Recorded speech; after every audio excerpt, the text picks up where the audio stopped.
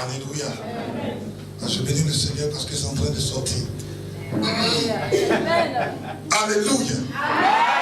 Jésus. Dis à ton voisin, ils ont chaud. Alléluia. Amen, amen. Alléluia. Avant d'aller plus loin, on va acclamer le Seigneur pour votre pasteur.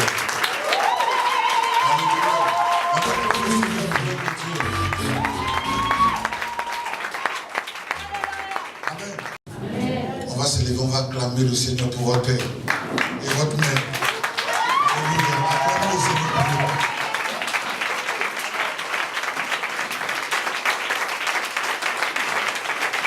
Voilà. Non, avec Alléluia, gloire à Dieu, Alléluia, gloire à Dieu. De quelqu'un qui va naître sera une grande source de bénédiction pour sa famille. Bien sera un grand homme dans sa nation. Il prend le soin de l'attaquer même depuis le ventre de sa mère. Alléluia.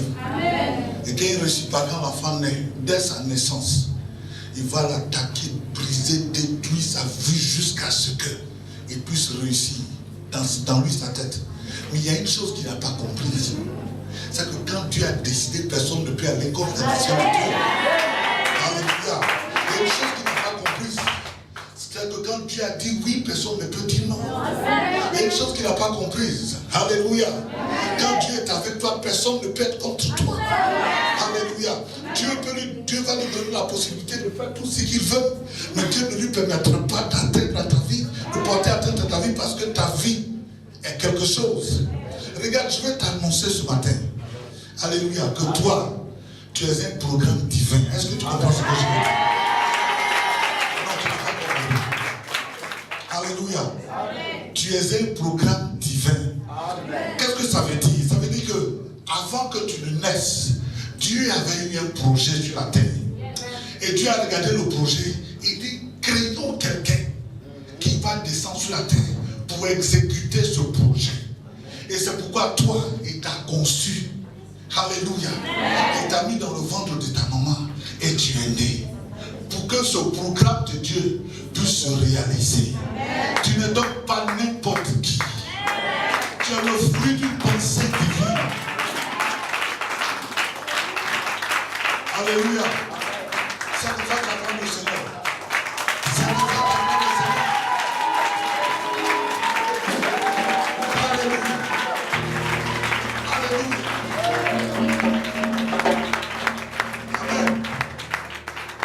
Je vais te dire que parce que tu es le fruit d'une pensée divine, ils t'attaqueront, ils se lèveront contre toi, ils feront tout ce qu'ils voudront, mais ils ne réussiront pas. Parce que la Bible dit, lorsqu'une parole sort de la bouche de Dieu et qu'elle est envoyée sur la terre, elle ne retourne pas à lui sans avoir accompli ce pourquoi elle est descendue.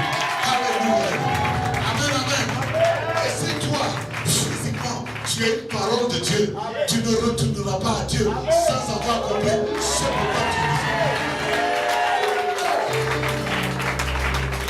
Alléluia. Amen. Alléluia. Fils, attends. Ça me distrait. Attends. Laisse-moi parler. Attends. Alléluia. Sois béni. Voilà. Voilà, c'est bien. Alléluia. Donc, comme tu as une pensée divine, le diable sait qu'il ne peut pas te tuer. Mais il va tout faire pour t'empêcher d'entrer dans la bénédiction, dans le programme que Dieu a programmé pour toi. Mais je veux te dire, et lui dit ce matin qu'il s'est trompé de personne. Alléluia. Dis avec moi, je ne suis pas n'importe qui. Alléluia. Non, tu ne peux pas le dire assis. S'il te plaît, tu ne peux pas dire ça assis. C'est pas en étant assis que tu vas dire en s'attendant que tu n'es pas n'importe qui. Il va te respecter. Alléluia. Est-ce que vous savez que chaque matin, quand je me lève, je me mets devant mon miroir et puis je dis, toi, Samon, tu n'es pas n'importe qui. Alléluia. Même quand je n'ai rien, je dis, oh, tu n'es pas n'importe qui. Car un temps arrive où les ciels et la terre vont se prosterner devant toi parce que tu n'es pas n'importe qui. Alléluia. Dis, je ne suis pas n'importe qui. Parce que moi, je suis le fruit d'une pensée divine. Je suis venu pour exécuter un projet divin. Acclame ton Dieu.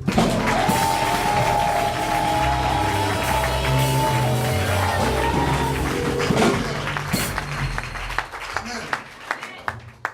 Et dans la parole de Dieu, regardez quand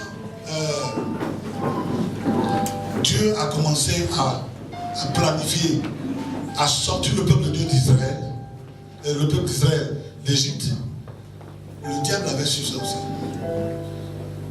Et quand Moïse est né, le diable a amené Pharaon à vouloir détruire tous les enfants. Comme il ne connaissait pas l'enfant, il devait détruire tous les enfants, tous les garçons, les jeunes garçons, de 4 à 3 ans, 5 jusqu'à 3 ans, il devait tous les détruire. Parce qu'il disait, si je les détruis, certainement je vais le détruire aussi. Alléluia. Mais il y a une chose qu'il n'a pas compris. La Bible dit, Dieu dit, il donnera l'Égypte en rançon pour toi. Amen. Les gens vont mourir pour toi. Amen. Toi, tu ne seras pas touché. Amen. À cause du programme qui est sur ta vie, tu ne seras pas touché. Alléluia. Ils ont tué plusieurs enfants, malheureusement. Amen. Mais quand l'enfant, Moïse est devenu grand, sa maman, parce qu'il elle ne pouvait plus le cacher, elle a mis dans un panier, après le panier, elle a mis sur le Nil. C'était un fleuve très dangereux, où il y a des caïmans. Rien ne peut flotter sur le Nil comme ça pendant 2-3 minutes, ce n'est pas possible. Mais comme Moïse avait une pensée, il y avait un programme qui devait se réaliser. Moïse a roulé sur l'eau jusqu'à ce que Dieu a fait le plus grave. Je peux dire le plus grave, il a amené la corbeille de Moïse jusqu'à dans la maison de Pharaon. Amen. C'est pourquoi je dis toujours aux enfants, je dis, marchez selon la volonté de Dieu. Marchez selon le plan de Dieu. Vos ennemis eux-mêmes vont vous nourrir. Alléluia. Amen. Et Moïse est rentré dans la maison de Pharaon. Et c'est la fille de Pharaon qui s'est occupée de Moïse. Amen. Ce matin, je vais partager ce message avec vous. Et le thème de mon message est: malgré tout ce que ton ennemi va faire, ta destinée se réalisera. Amen. Amen. Malgré tout ce que ton ennemi va faire, ta destinée se réalisera. Amen. Ta destinée s'accomplira. Malgré la méchanceté de ton ennemi, malgré tout ce qu'ils vont faire, leur coalition, leur réunion, leur mise ensemble contre toi, ce que tu as dit sur ta vie, ça va se réaliser. Amen. Ça ne sera pas en retard. Alléluia. Amen. Et aujourd'hui, nous allons écouter et nous allons prier pour nos vies. Alléluia. Amen. Et Dieu m'a permis de pouvoir... J'avais fait des travaux là-dessus, mais il m'a ouvert les yeux. Et j'ai dit, quand il m'a dit, papa, il faut que tu viennes à la maison, parce que ici c'est à la maison. Avant de partir, j'ai dit, Seigneur, Dieu fait quoi? Il dit, prends ce même sujet-là, va, parce que j'ai des enfants à délivrer. Amen. Alléluia. Amen. Et il s'agit de quoi ce matin? Il y a une femme dans la Bible dont on ne parle pas beaucoup, mais qui a été une grande femme. Alléluia. Une femme dans la Bible dont on ne parle pas beaucoup, mais qui a été une grande femme. Or, cependant, au commencement, elle a souffert avec le diable. Mais Jésus est entré dans sa vie. Amen. Jésus a rétabli les choses. Amen. Et elle a été un instrument puissant de la main de Jésus. Amen. C'est pourquoi Jésus va rétablir les choses dans ta vie. Amen. Alléluia. Amen. Amen. Cette femme, il s'agit de Marie de Magdala. Amen. Alléluia. Amen. Il s'agit de Marie de Magdala.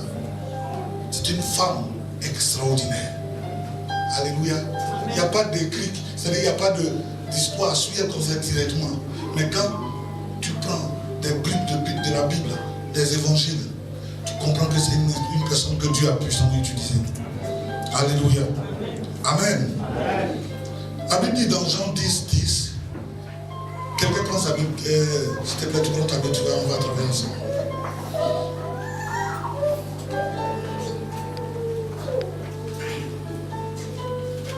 Le voleur ne vient que pour dérober, pour égorger, pour détruire. Moi, dit le Seigneur, je suis venu pour que les brebis aient la vie et qu'elle ait en abondance. Yes. Christ est venu pour que les brebis aient la vie et qu'elle ait en abondance. Alléluia. Amen. Amen. Amen. Amen. Le diable veut t'empêcher d'entrer dans le plan de Dieu pour toi. Alléluia. Amen. Il veut te pousser à devenir ce que lui veut que tu deviennes. Dis jamais. Jamais. Dis je ne serai pas ce que toi, Satan, tu veux que je devienne.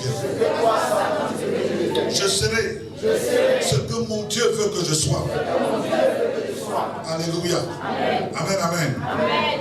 Regardez bien. On va parler de Marie de Magdala. Tu vas prendre Luc 7. Verset 36 à 50. Luc 7, verset 36 à 50. Oui. Un pharisien pria Jésus de manger avec lui. Oui. Jésus entra dans la maison du pharisien et se mit à table. Et voici une femme pécheresse qui se trouvait dans la ville. Oui. Ayant su qu'il était à table dans la maison du pharisien, apporta un vase d'albâtre plein de parfums et se tint derrière aux pieds de Jésus. Elle pleurait et bientôt elle lui mouilla les pieds de ses larmes. Oui. Puis les essuya avec ses cheveux, Oui. les baisa Oui. et les oignit de parfum. Oui. Le pharisien qui l'avait invité, voyant cela, dit en lui-même: si cet homme était prophète, il connaîtrait de quelle espèce de la femme est la femme et qui le touche. Il connaîtrait que c'est une pécheresse. Alléluia. Amen. Il s'agissait là de Marie de Magdala. Alléluia. Assieds-toi. Il s'agissait de cette femme. Regardez, quand je lis ce passage, donc j'ai fait quelques recherches pour savoir, parce que le Seigneur m'a demandé de parler d'elle. Donc, j'ai fouillé et j'ai vu ceci. Alléluia. Que je vais partager avec vous. Vous voyez, vous qui voulez connaître Dieu, il y a tout sur le net. Allez-y fouiller et vous allez grandir. Elle s'appelait Myriam. Alléluia. Myriam ou Myriam. Familièrement, les gens la surnommaient Myri. Ses parents la surnommaient Myri. C'était la petite sœur de Marthe et de Lazare. Alléluia. C'était la petite sœur de Marthe et de Lazare. Et elle est née à Antioche en Syrie. Elle avait pour père, son papa était un Syrien qui s'appelait Théophile, qui était un gouverneur local de la province. Et sa maman était judaine et elle était de la lignée de David. C'est-à-dire qu'elle n'était pas n'importe qui. Elle n'était pas de n'importe quelle lignée. Alléluia. Mais regardez bien. On dit à Jérusalem où ses parents s'installaient, elle ne tarda pas à créer le scandale. À peine pubère, elle s'est montrée légère. Et après un divorce, elle a commencé à vivre une vie de dissolution. C'est-à-dire déjà, dès sa jeunesse, le diable l'a poussée à avoir une vie légère. Une vie légère, c'est une vie de prostitution. Alléluia. Elle passait d'homme en homme. Amen. Écoutez-moi bien. Et écoutez-moi bien. Dès son jeune âge, à peine pubère. Mais ce n'est pas de sa faute. C'était le diable qui faisait ça. Parce qu'il savait sur à quoi elle était appelée. Donc il faut détruire ça dès maintenant. La mettre en parable avec son Dieu. Faire de telle sorte que cette vision ne se réalise pas. Alléluia. Et qu'est-ce qu'il devait faire? Comme elle était une jeune fille, elle était une belle fille. Alors, il a poussé dans la vie des débauches. Alléluia. Et elle faisait de la haute prostitution. On l'appelait Marie de Magdala. Vous voyez, en Europe, surtout en France, les noms précédés par deux, là, c'est pas n'importe quel nom. Alléluia, c'est des gens riches, de grandes familles. Par exemple, Richard de Gaulle, jusqu'à d'Estaing. C'est des grandes personnes. Alléluia. Elles ont dit Marie de Magdala. Magdala aussi, c'était le nom d'Israël. Entends. Alléluia. Donc on dirait Marie d'Israël. Mais sa renommée était négative dans la prostitution. Elle sélectionnait les amants jusqu'à ce que d'autres s'entretuaient. Alléluia. Amen. Vous voyez jusqu'à quel point le diable l'a amené. Et là, tu dis, elle était possédée par 7 démons. Le 7, le chiffre 7 aussi, c'est le chiffre de la perfection. C'est-à-dire, en ce temps, le diable avait tellement criblé que personne ne pouvait la délivrer. Dont les ordonnances me condamnaient et qui subsistaient contre moi a été effacé à la croix de Golgotha.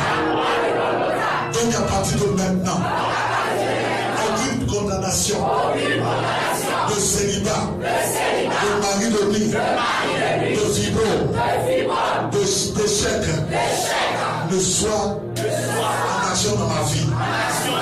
Dans le nom de Jésus. Quelle que soit la condamnation, elle sort de ma vie aujourd'hui. Elle sort de ma vie aujourd'hui. Saint-Esprit, viens détruire en moi la maison. Pendant ce temps, tu as une main en haut et l'autre main, la main gauche attrape ton bas-ventre. Parce que c'est le siège de l'esprit des eaux. Vous allez voir, dès que vous allez commencer à attraper, vous allez commencer à vomir pour cette personne. Parce que ça va remonter. Allez. Suivez-moi.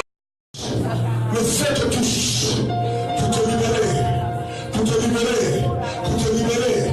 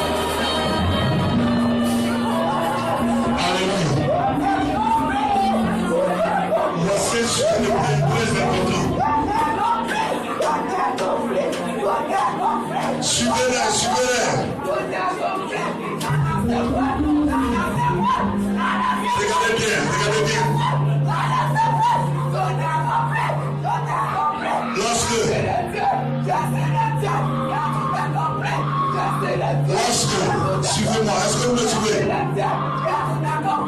Lorsque, dans le monde spirituel, vous maniez l'esprit, voici quelque chose qui fait.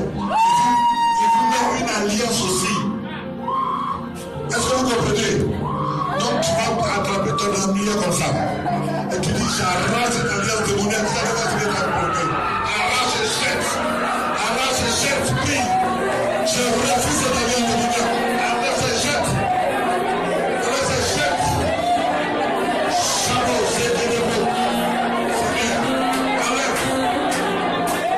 Je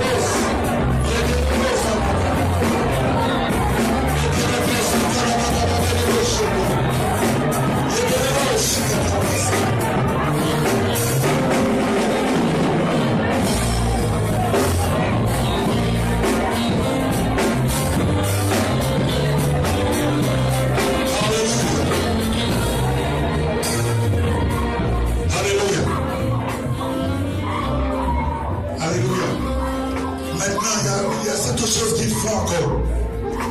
C'est-à-dire, ils mettent une mauvaise odeur sur toi spirituellement. Afin que l'homme de ta vie, quand la personne s'approche de toi, elle est frappée par cette odeur et puis elle s'éloigne de toi. Tu vas dire aujourd'hui, je réclame le sang sur ma vie, le sang de Jésus pour me laver et que cette odeur quitte sur ma vie. Prie maintenant, prie, réclame le sang, que le sang te lave, afin que cette mauvaise odeur quitte ta vie. Et que tu quittes le travail, il faut que cette odeur quitte la vie.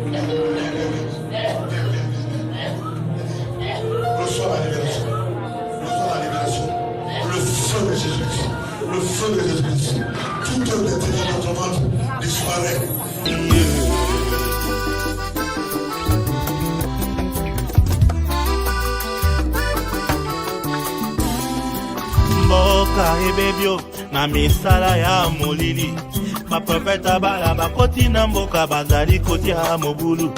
Eklesia tosangani na losambo, papa tobengi yo lelawa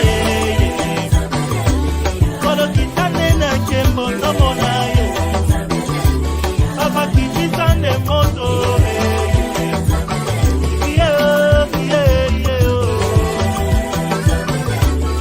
tomona bilembo ya ndambe ya nguya kolo kamwisane bana papa kitane tomona bilembo kolo kamwisa bangula zambeleli tobengi yo lelawa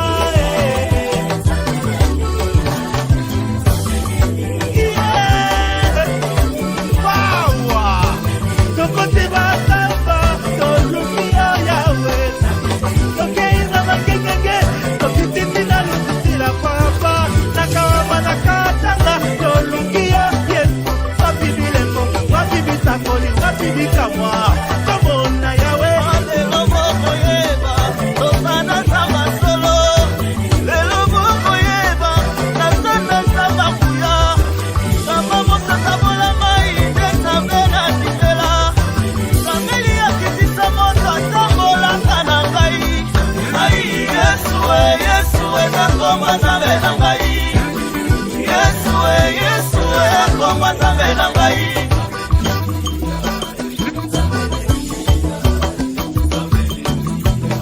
nzambe leli akitaka bilembo emonanaka na saison oyo awa baprofeta bala batelemi tozobelela nzambe leli atinda moto mutu moko akanga pa